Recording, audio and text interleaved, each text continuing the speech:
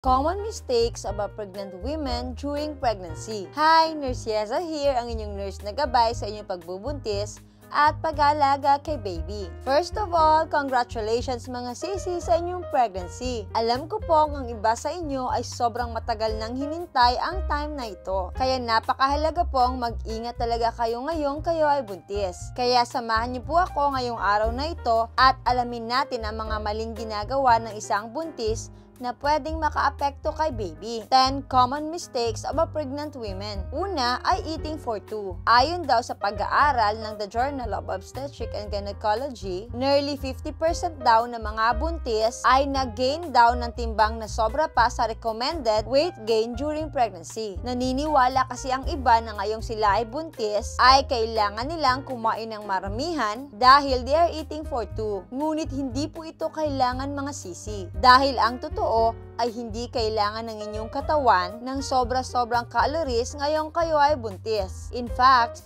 during sa inyong first trimester, you should be sticking to your usual calorie count. At pagsapit naman ng inyong second trimester, kailangan mong taasan ng 340 calorie ang iyong intake at 450 calories naman sa iyong third trimester. Dahil kapag pinabayaan ninyo na magkaroon kayo ng sobrang timbang ngayong kayo ay buntis, maaari kayong maging obese at maging at risk na magkaroon ng miscarriage, gestational diabetes, high blood pressure, pre-eclampsia at iba pa. Kaya mahalaga para sa isang buntis ang magkaroon ng isang balancing diet at i-monitor ang kanyang weight gain during pregnancy. Pangalawa ay not exercising. May mga buntis na akala nila ay bawal po sa lahat ng buntis ang mag-exercise. Kaya pinipili na lamang nila na lagi lang silang nakahiga o nakaupo. Hindi po bawal para sa isang buntis ang magkaroon ng mild exercise mga sisi. May mga mild po na exercise na pwedeng gawin ng isang buntis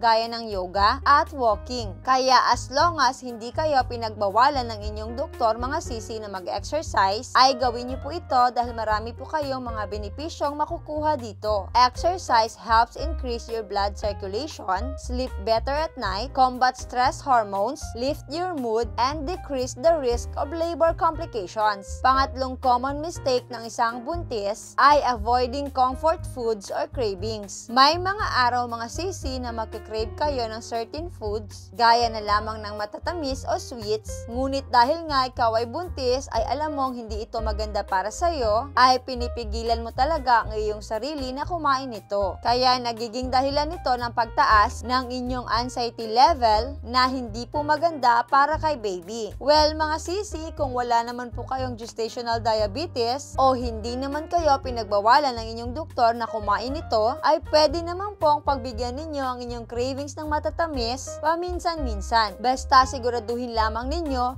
na in moderation lamang ang pagkain ninyo nito. Ang mga buntis ay mayroon pong 30 grams ng sugar na allowed po sa inyo kada araw. Mahalagang tandaan ng isang buntis na lahat po ng sobra ay hindi po maganda para sa inyo. Kaya dapat ay marunong kayong magkontrol sa inyong sarili, lalo na sa inyong mga kinakain. Pang-apat ay not planning in advance where to have your delivery. Mahalaga para sa isang buntis na ngayon pa lang ay alam na ninyo kung saan kayo manganganak. Mahalaga ito para mapaghandaan na ninyo ang inyong mga gagastusin at ma-familiarize ninyo ang mga hospital policy ng inyong napiling ospital. May mga buntis kasi na manganganak na lamang sila ay hindi pa rin nila alam o hindi pa rin sila makapag-decide kung saan sila manganganak. Kaya ang tendency nito ay nabibigla sila sa mga hospital policy at requirements ng ospital. Tandaan po mga sisi na dapat ay pinaghahandaan po ninyo ang inyong pagbubuntis financially at emotionally. Panglima ay avoiding sex. Naniniwala ang ibang buntis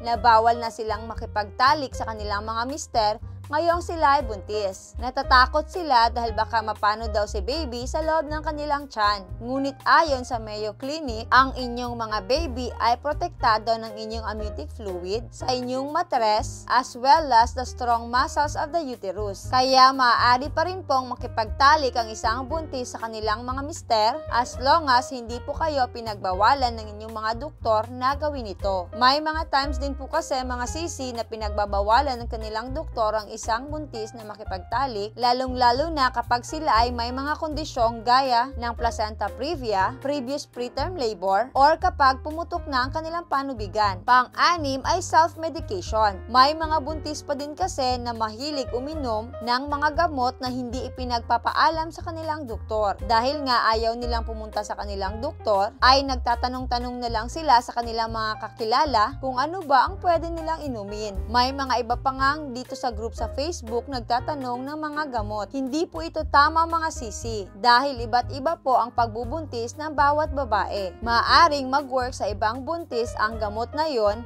at maaari din namang hindi mag-work sa inyo. Hindi po talaga safe para sa isang buntis ang mag-self-medicate mga sisi. Dahil may mga gamot po na nag-cross sa placenta at pwedeng makaapekto kay baby. Kaya wag pong uminom basta-basta ng mga gamot mga sisi na hindi po recommended ng inyong doktor. By the way mga sisi, kung meron pong gamot na nirecommend ng inyong doktor at ayaw niyo po sa gamot na yan, or kung ano man pong dahilan, napakahalaga pong sabihin niyo ito sa inyong doktor para mabigyan kayo ng iba ding klaseng gamot. Pang-pito ay lack of sleep. Mahalaga para sa isang buntis ang magkaroon ng sapat na pahinga para maiwasan pong bumaba ang inyong immune system at kayo po ay magkasakit. Ang kakulangan lagi ng tulog ay kailanman ay hindi po talaga nagiging okay para sa isang buntis. Ang physical change, hormonal change na nangyayari sa inyong katawan ay nagde-demand po ng pahinga. Kaya kung sa tingin po ninyo ay hindi po sapat ang tulog ninyo sa gabi, ay maaari po kayong magkaroon ng afternoon nap para kahit papano ay makapagpahinga rin po ang inyong katawan. Pang-walo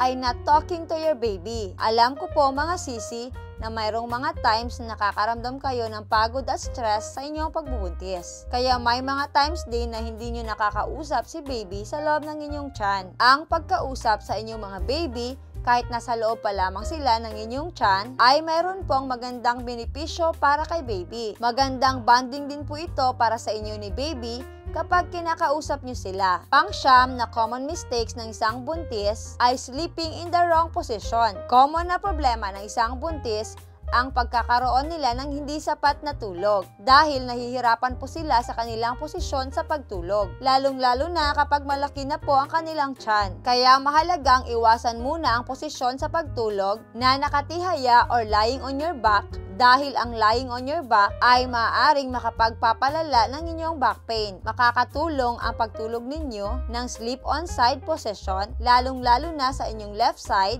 dahil nakakatulong ito sa inyong blood flow. Pang-sampo, not choosing the right doctor. Mahalagang pumili ang isang buntis ng isang doktor na kung saan ay hindi po silang mahihiyang magtanong o mag-open up ng kanilang mga nararamdaman. Dapat ay magkaroon kayo ng magandang communication sa inyong mga doktor para mas magabayan nila ang inyong pagbubuntis. May mga buntis kasi na nahihiya daw magtanong sa kanilang mga doktor dahil hindi daw po approachable ang kanilang mga doktor at feeling daw nila ay medyo nagagalit ito kapag marami silang tanong. Nung ako po ay buntis mga sisi, ay talagang naghanap ako ng isang doktor na magaling at approachable dito sa lugar namin dahil para maging komportable ako sa kanya at kahit anuman ang i-share ko sa kanya ay maintindihan niya. 9 months po tayong aalagaan ng ating mga doktor mga sisi, kaya mahalaga pong may tiwala po tayo sa kanila. Hindi po madali ang pinagdadaanan ninyo ngayong kayo ay buntis mga sisi. Kaya mangangailangan talaga kayo ng matinding pag-iingat para masigurado lagi ang safety ninyo ni baby. Again, ako po si Nurse Yeza,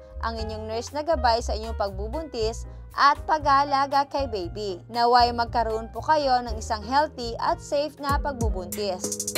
God bless!